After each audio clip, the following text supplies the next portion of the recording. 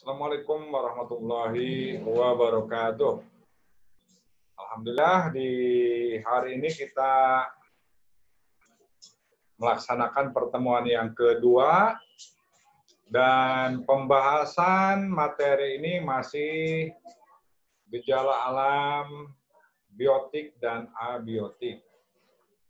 Nah, kemarin kita sudah membahas yang terakhir ini adalah ciri-ciri dari makhluk hidup.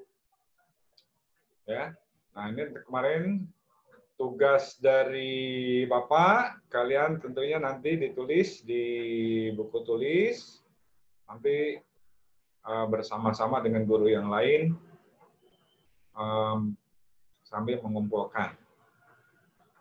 Nah, untuk hari ini kita akan membahas ciri berikutnya, yaitu adalah bahwa makhluk hidup itu adanya interaksi. Ya, interaksi antara makhluk hidup atau biotik yang disebut dengan simbiosis. Simbiosis ini adalah interaksi antara makhluk hidup dengan makhluk hidup yang lain. Nah, simbiosis ini terbagi menjadi simbiosis mutualisme, simbiosis komensalisme, dan yang ketiga, simbiosis parasitisme. Nah, tugas berikutnya, apa simbiosis mutualisme, simbiosis parasitisme, dan komensalisme. Nanti kalian tulis, searching, apa itu ketiga dari simbiosis itu. Ya, jadi penjabarannya apa saja. Nah, dan tentunya beserta contohnya. Ya, simbiosis mutualisme contohnya apa, komensalisme contohnya apa, parasitisme contohnya apa. Nah, jadi silahkan kalian sambil belajar di rumah membaca ya ketiga istilah itu. Nah, jadi itulah interaksi makhluk hidup dengan makhluk hidup yang lain. Ya. Nah, jadi tentunya ada juga yang disebut dengan interaksi antara makhluk hidup dengan makhluk hidup ini, dia membuat bahwa pertumbuhannya itu terhambat. Nah, apa itu? Nah, jadi silakan selain dari ketiga itu, ya, selain dari ketiga itu ada satu istilahnya yang dinamakan dengan makhluk hidup menghambat makhluk hidup yang lainnya. Jadi pertumbuhannya itu terhambat. Nah, apa itu istilahnya? Silahkan nanti dicari. Nah, itu interaksi antar komponen biotik. Ya, jadi dalam kehidupan sehari-hari tanpa adanya interaksi, makhluk hidup tidak akan bertahan. Jadi akan terjadi saling interaksi. Nah, nanti kita akan bahas ada yang dinamakan rantai makanan, jaring-jaring makanan. Itu pun bagian dari interaksi makhluk hidup. Dan interaksi makhluk hidup atau komponen biotik ini ya terjadi adanya yang disebut booming. Ya, blooming. Blooming itu ledakan populasi. Nah, berarti jika ada ledakan populasi, maka dia akan menghambat makhluk hidup yang lainnya. Dan ada kalau dilihat dari rantai makanan, berarti ada rantai makanan yang terputus. Maka dia menyebabkan booming. Ya. Blooming itu ledakan. Ledakan dari makhluk hidup. Nah, contohnya di dalam perairan itu ada alga yang dilihat dari kasat mata, ya, dilihat dari mata bahwa air itu berwarna hijau. Nah, itu berarti itu ada ledakan populasi alga. Lalu sekarang blooming virus COVID. Berarti itu adanya ledakan populasi virus. Nah, virus itu dikategorikan, ya, dalam istilah biologi itu dia disebut benda mati atau bisa juga disebut dengan benda hidup. Jika di luar dia kategorinya adalah benda mati, jika masuk ke dalam makhluk hidup, dia disebut dengan makhluk hidup. Karena dia itu mempunyai yang disebut dengan RNA atau DNA. Nah, kalian kata kuncinya RNA dan DNA. Searching, ya. Searching, dilihat apa itu RNA, apa itu DNA. Nah, dia mereplikasi itu memperbanyak diri di dalam makhluk hidup. Dia bisa di dalam bakteri mereplikasi dirinya, bisa juga mereplikasinya dalam cairan tubuh manusia, makhluk hidup yang lain.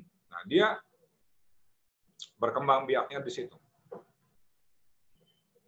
Lalu kalau di dalam perairan eceng gondok, nah itu dinamakan juga blooming, ledakan eceng gondok di perairan, biasanya di sungai-sungai, di danau.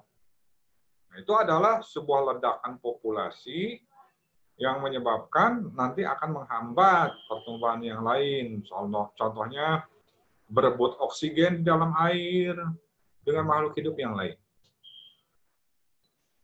Lalu bisa juga ada terjadinya kepunahan, ya, kepunahan dari makhluk hidup.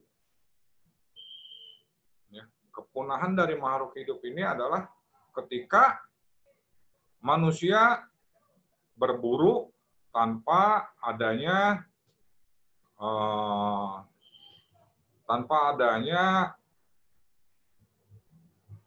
ini apa namanya, tanpa adanya pertimbangan yang lain, berburu secara liar, satwa langka, lalu floranya, nah itu akan menyebabkan kepunahan pada makhluk hidup yang lain. Nah, itulah contoh-contoh dari gejala alam biotik. Lalu berikutnya adalah pembahasan gejala alam abiotik. Tidak biotik, tidak hidup. Ya.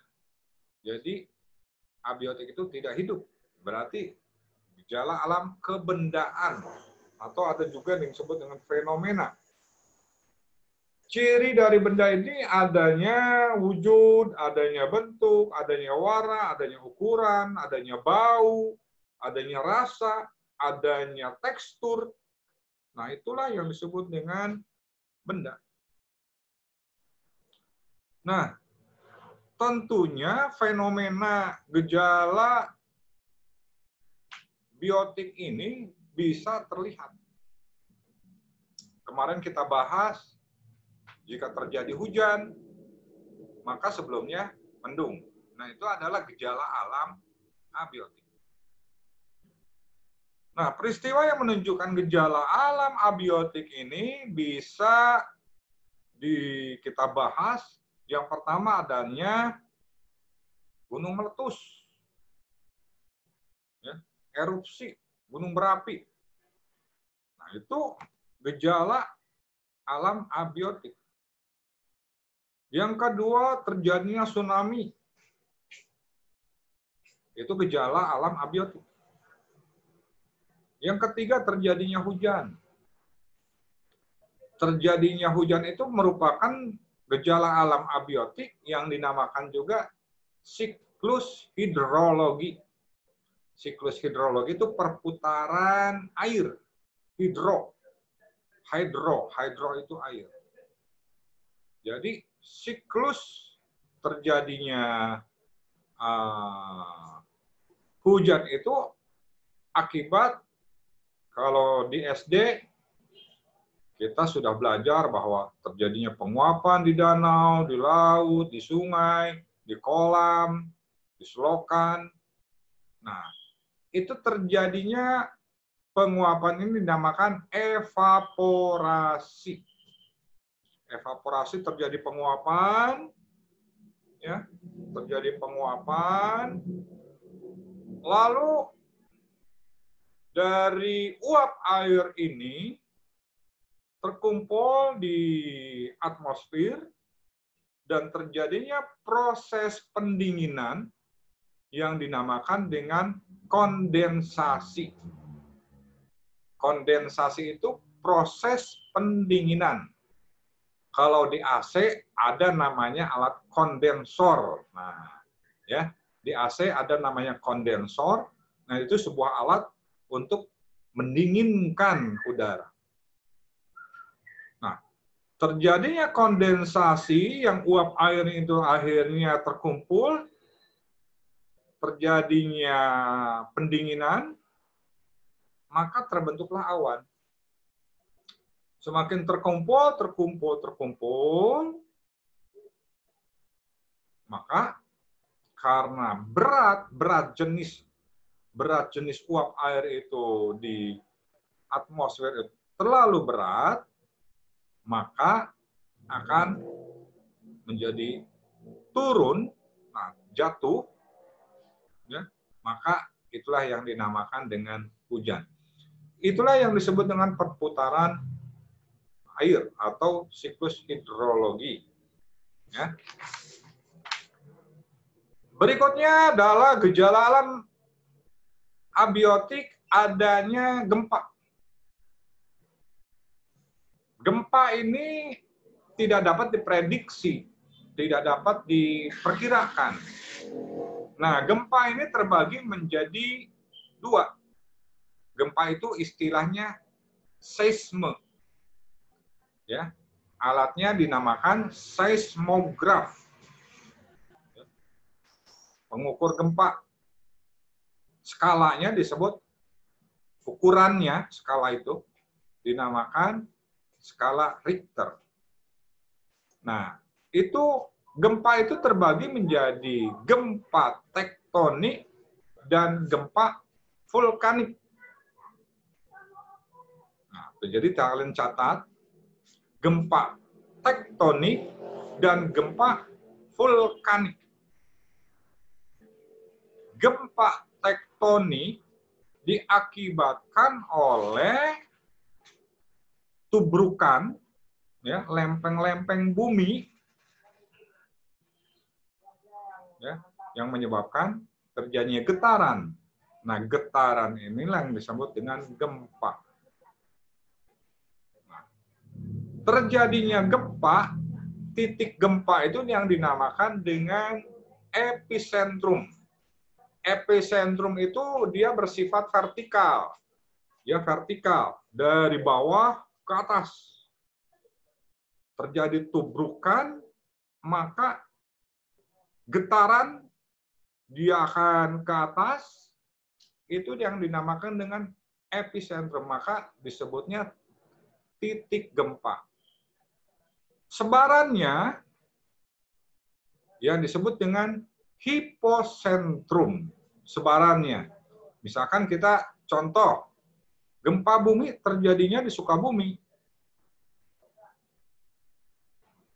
Maka kita yang merasakan di Bogor ini, itulah akibat dari getaran gempa yang disebut dengan hiposentrum. Getarannya secara horizontal. Ya, secara horizontal. Nah, itu dinamakan hiposentrum. Jadi, seisme ini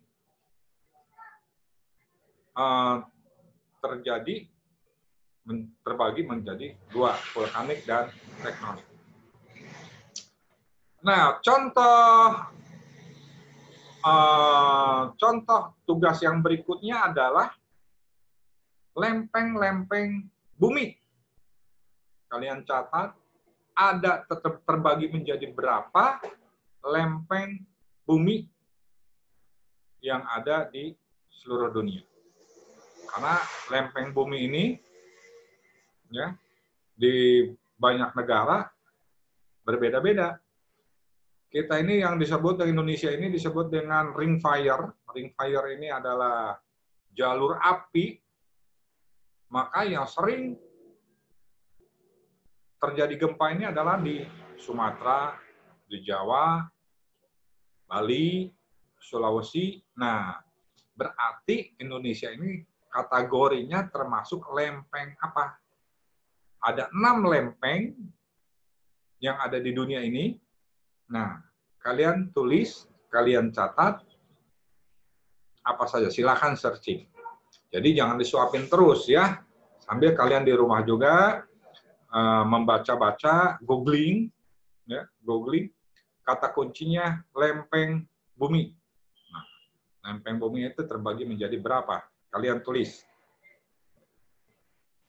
Lalu gejala alam abiotik berikutnya adalah terjadinya angin.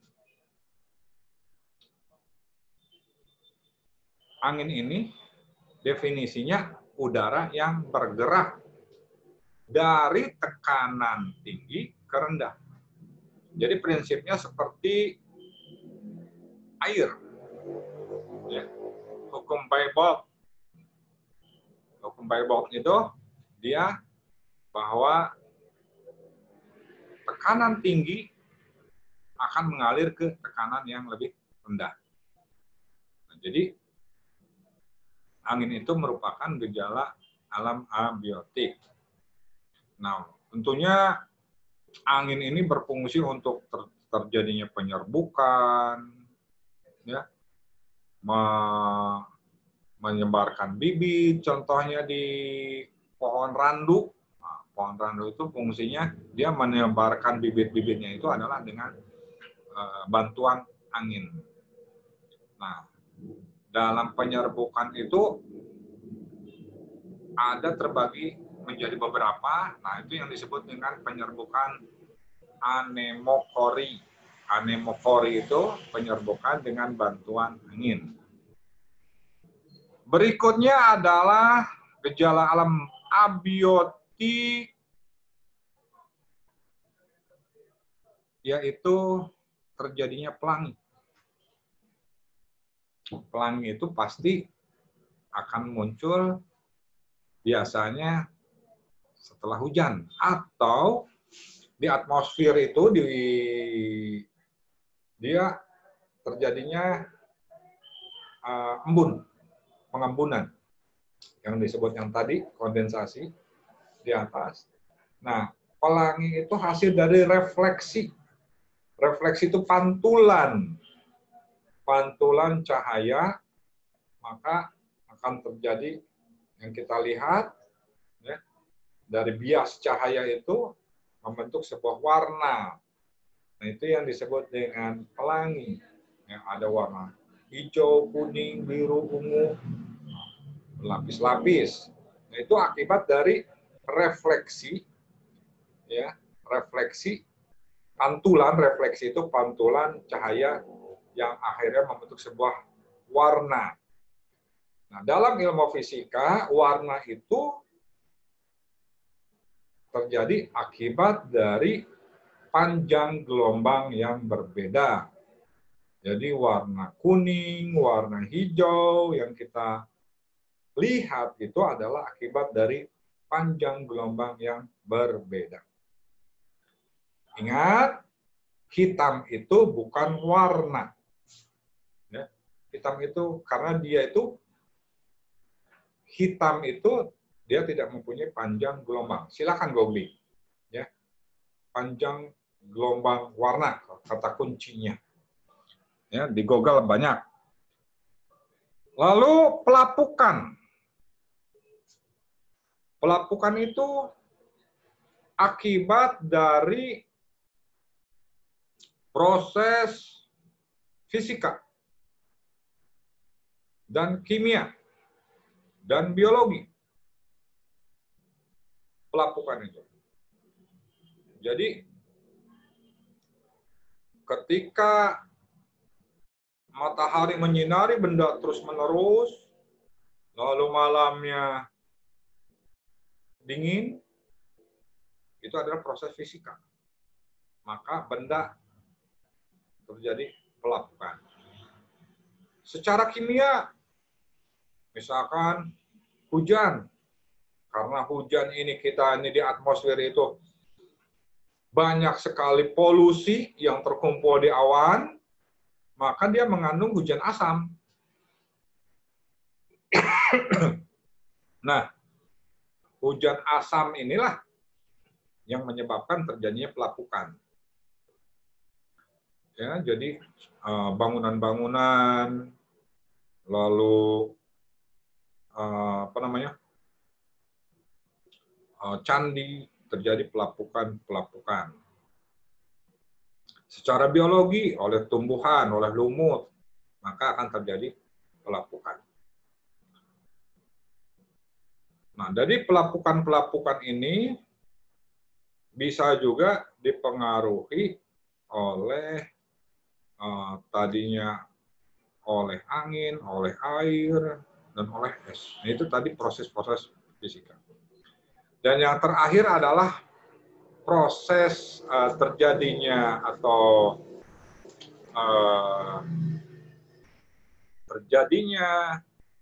yang menunjukkan gejala abiotik itu adalah adanya karat. Ya, karat besi menyebabkan kemerahan berwarna kuning, maka akan terjadi karat atau dinamakan korosi. Nah, itu adalah proses kimiawi perkaratan itu. Itu tadi contohnya yang tadi Bapak bahas, bahwa perkaratan itu diakibatkan proses kimia, misalkan contohnya tadi air hujan. Nah, itulah pembahasan-pembahasan yang gejala alam abiotik dan biotik yang hari ini kita uraikan. Mudah-mudahan dapat dimengerti, dan silakan nanti dicatat tugas-tugasnya untuk nanti dikumpulkan berbarengan dengan tugas guru yang lain. Terima kasih atas perhatiannya. Wassalamualaikum warahmatullahi wabarakatuh.